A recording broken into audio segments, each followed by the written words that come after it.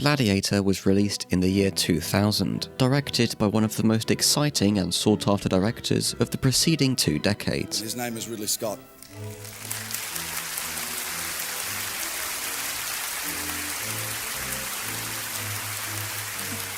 Against the odds of it starting production before locking in a finished script, and the setting of that script being the most generic concept of a genre that had been on life support since the mid-60s, this blockbuster of a thematically shallow sword and sandals revenge story was so successful at convincing everyone it's amazing that it's credited with causing a brief comeback of the genre. My problem with Gladiator lies not in the differences between its theatrical cut and director's cut, as Kingdom of Heaven is famous for, but in the overpraise it has continued to receive since its release. Not merely apparently impressive enough back then to have won Best Picture, but still frequently finding itself at ranks of undeserved height on people's lists of top films. It may be fitting the Gladiator was nominated for as many Oscars, 12, as perhaps the most famous of the Golden Age Roman epics, 1959's Ben-Hur, but its use of early CGI to represent the lavish scale of the Colosseum pales in comparison to the real spectacles featured in numerous Ben-Hur scenes, most famously the chariot race arena.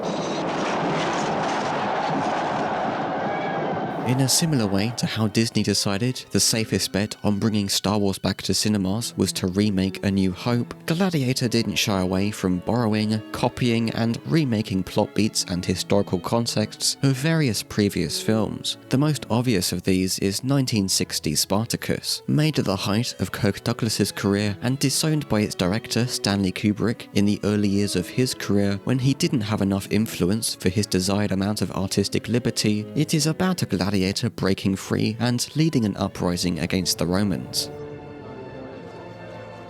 I'm Spartacus! I'm Spartacus!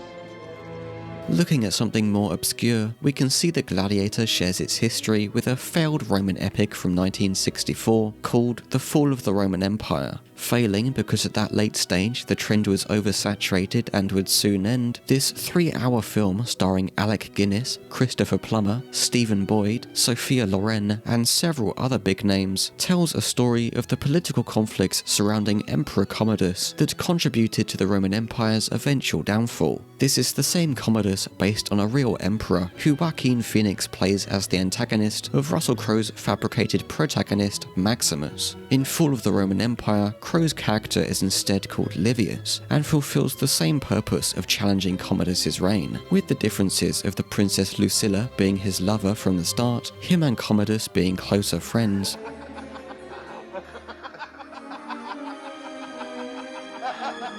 and his survival of their duel for the Empire at the film's end. So, basically, the same plot fictionalizing real history, but told through a political framework instead of an action one. It is rather embarrassing then that the action scenes that do appear in Fall of the Roman Empire are, like everything else portraying the Empire, actually shot better and set up on larger, more impressive scales than those in Gladiator. The sword-fighting choreography and editing are predictably stilted and dated compared to the fancy moves of a film made at the end of the 90s, though the messy style Gladiator committed to in that regard is half the reason its action sucks. Needless to say, if Fall of the Roman Empire had had a larger cultural impact, Gladiator would be widely considered its remake and should be considered its modernization of equal artistic malfunction. Neither of those examples are, however, nearly as egregious as how Gladiator didn't just steal the glory of revitalizing historical epics from Braveheart, but less than 5 years later made a bunch more box office profit by thinly painting over all of its major plot beats.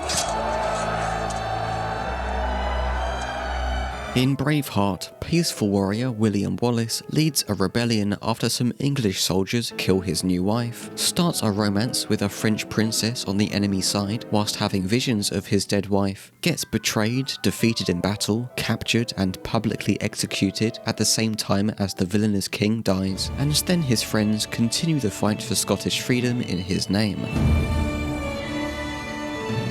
In Gladiator, peaceful warrior Maximus diligently fights for his emperor, the villain kills the emperor and jealously orders for Maximus to be killed, but although he manages to escape, his family still dies, and he gets picked up by some slavers and sold to be a gladiator. he fights well enough in the Colosseum to earn the respect of his new friends and the people of Rome, until revealing his identity to the horror of the villain, the princess, who Maximus teeters on romancing despite yearning to meet his dead family in the afterlife, plans with a Roman senator to break Maximus out to meet up with a resistance army. But it falls through and Maximus gets captured after the princess's son gives her double-crossing away and the villain takes him hostage. The villain mortally wounds Maximus, but ends up getting killed in their duel anyway, and after Maximus dies in front of everyone, the slaves are freed, and now Rome is free from its tyrant. Braveheart might not be anywhere near good enough to warrant any sympathy, but you must admit that Gladiator finding success in being a blatant derivative of something crap enough to border on parody is an amusing indictment of how easily trickable mainstream audiences have always been.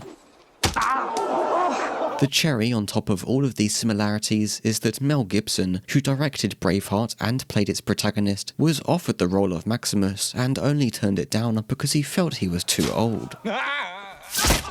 Out of each of these blockbusters featuring hyper-masculine, revenge-fueled pacifists, Braveheart errs on the side of the silly campiness 80s American action movies beat to a pulp, whereas Gladiator lies firmly stuck between that and a Shakespearean seriousness that demands the audience let the story pull more earnestly at their heartstrings. We were looking for someone of vision, of course, and there were sort of two balls to keep up in the air on this. One was we were doing a serious, dramatic piece, and performances were crucial.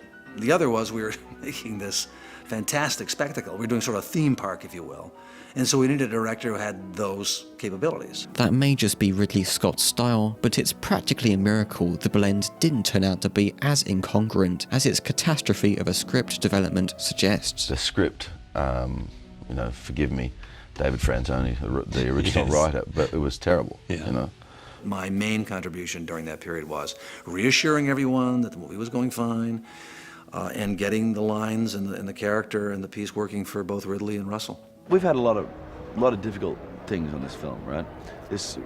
Our script is being operated by committee, and that is not the best way to do it. It's actually the antithesis of how you should make a feature film.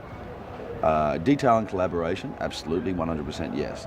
But at the end of the day, there has to be a captain of the ship. It's not just that they started filming before completing a version of the screenplay, but that even after several new writers were brought in to argue over how to fix it and what the overall direction of the story should be, scenes were still being doctored the nights before they were due to be filmed and further altered in between takes, spurring everyone on set into desperate action to get things ready and infuriating the actors whose performances were still relied on to salvage their shallow hero's journey template copied characters. I gather that was a movie where the script wasn't fully, let's say, complete when we you had got 21 started. pages when we started shooting. 21. Yeah, your average script is about 110. How much in the final movie is you coming up with stuff? Well, that's me and Ridley working together, but it's also, it's the dumbest possible way to make a film. The dumbest possible way. We occasionally get together and have a drink and laugh about, what sort of a bullet was that we dodged. Not only did we get it done, it was the best film. It won the Oscar for best film. Desperately, at one point in time, Ridley gave the crew a day off because we simply didn't know what we were going to shoot the next day. Its narrative shortcomings might be forgivable, or rather, Gladiator's success would be more understandable if the spectacle was actually good or in any way held up, but that it isn't and doesn't is where I really scratch my head at its continued reputation as one of the good ones that make up Ridley Scott's infamously mixed career. The opening battle, also the film's largest scale battle, is particularly revealing of Gladiator's stylistic shortcomings, attempting to immerse viewers in the chaotic, brutal struggle of warfare by imitating the shutter speed effect popularized by Saving Private Ryan's D-Day landing. However, whereas Spielberg managed to find an effective balance between documentary-like disorientation and spatial coherence, Gladiator's scene is butchered by incomprehensibly fragmented close-ups and shaky camera work, losing visual clarity to such an extent the viewer is left to rely on the sound effects and distracting from the visceral impact the violence should be striving to shock them with. Not for the awesome entertainment factor, but for the horror of this brutality Maximus is hoping to have with this fight fight finished experiencing. The incoherence resulting from this close camera work and choppy editing continues, to a lesser extent not committed to that slow motion effect, during the gladiatorial action scenes. Gladiator at its core might just be a classic case of wanting to have its cake and eat it too. Whatever statement the film's stylistic obfuscations may be trying to make on the Romans and the film's viewers' bad tastes for violent entertainment is lost in how hard the style tries to overexcite the audience, criticizing the spectacle of violence only so far as putting it to poor use remaining as the film's main attraction. It's not as though Gladiator is unwatchable or without any artistic merit, but that instead of being a masterpiece on par with Alien or Blade Runner, it is only agreeably entertaining. All that's left now is to wait and see if Gladiator 2, deliberately or not, repeats history as much as I expect it to.